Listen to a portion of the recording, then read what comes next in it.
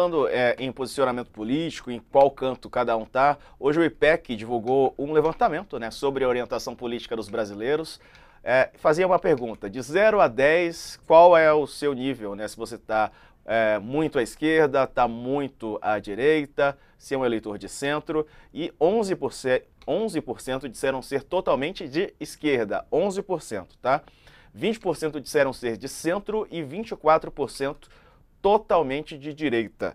Houve uma diminuição do número de eleitores de centro, a gente está vendo o número de eleitores de direita que se dizem, né, se autodeclaram muito maior do que os eleitores que se autodeclaram de esquerda. Como é que a gente pode interpretar esses números?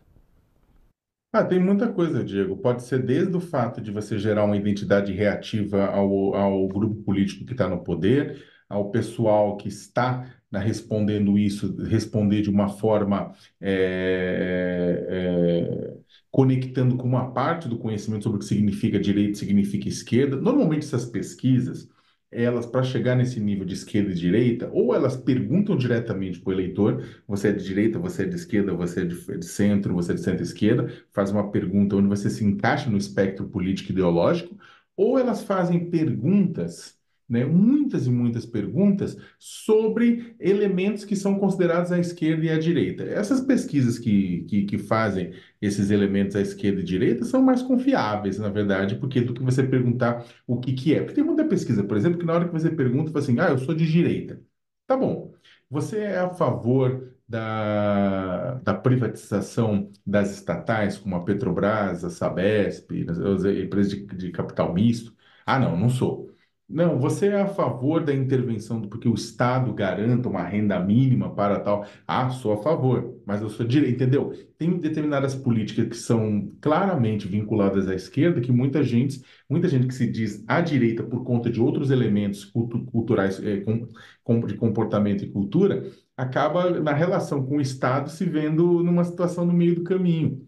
Então, é um pouco mais complexo do que a gente imagina as pessoas simplesmente dizer esquerda e direita. Você imagina uma pessoa, tipo um trabalhador, qualquer um trabalhador que você pega no Brasil, ele vai conseguir, por exemplo, fazer uma reflexão sobre direita e de esquerda, ou ele vai colocar para fora essa complexidade ao responder um questionário sobre isso, em que determinados pontos, como na questão de cultura e comportamento, né, costumes e comportamento, ele se coloca mais à direita, e na questão do comportamento, da forma como o Estado interage com a população, ele se coloca de uma forma mais progressista. Isso é interessantíssimo. Aliás, é por isso que, no final das contas, essa questão de ser de esquerda e ser de direita, ela pode ser útil ao longo do processo dos anos, mas no dia das eleições, na hora das eleições, ela perde um pouco maleabilidade diante de outras coisas. Por exemplo, na eleição passada, uma parte significativa do eleitorado, ela estava numa situação pendular. Ela poderia votar no Bolsonaro exatamente por conta da pauta de costumes e comportamento, mas poderia votar no Lula por conta da promessa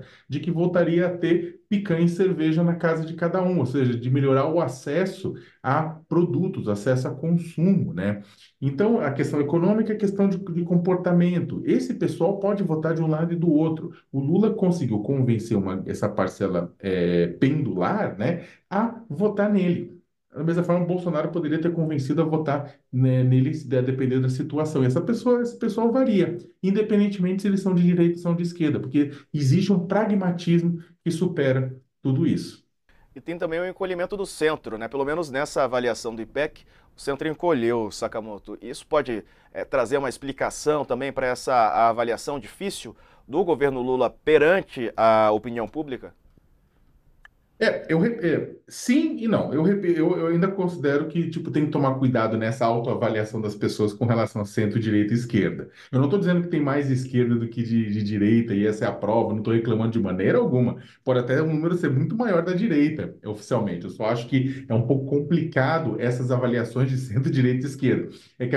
Mas é claro, tipo, dentro de um contexto maior e mais genérico, né, é claro que E dentro de um contexto de polarização, é claro que a tendência é o centro ir desaparecendo em detrimento aos extremos, digamos, aos polos, não extremo porque parece que é negativo, mas aos polos, né, em detrimento a um pensamento mais centrista, né? Mas, repito, isso também não pode ser considerado de uma forma dura, assim, né? O centro, ele tem o centro, ele não pode ser confundido com o meio do caminho. Não é um pouco de cada, né? Esse acho que é o ponto. O centro, do ponto de vista político e ideológico, é, por exemplo, a direita liberal, a centro-esquerda. Esse caminho entre a centro-esquerda e a direita liberal, ela perfaz o centro historicamente. Infelizmente, você tem perdido terreno no país, na discussão política e ideológica, da direita liberal e da centro-esquerda para os outros polos, exatamente por conta da questão da polarização. Agora, esses dois polos dentro, eles são extremamente importantes para o país. Não sei se o pessoal sabe, mas o que trava a extrema-direita não é a esquerda ou a extrema esquerda. O que trava a extrema direita em qualquer lugar do mundo é a centro-direita. O que trava a extrema-direita é a direita liberal, é a direita democrática, né? É ela que precisa ser fortalecida para que trave o pensamento da extrema-direita. Porque, caso contrário, se você fica só entre os dois polos, eles se fortalecem mutuamente. Então, a questão qualquer país do mundo, qualquer democracia com fortalecimento da direita liberal, você tem não vou dizer um emparedamento, mas um enfraquecimento da extrema-direita. É complicado isso porque, na prática, você tem uma disputa, uma guerra, e um polo fortalece o outro nessa disputa, né? Agora, a gente vai ter que trabalhar com isso e construir, dar espaço para construir o centro político e ideológico para a gente poder voltar a ter uma democracia saudável.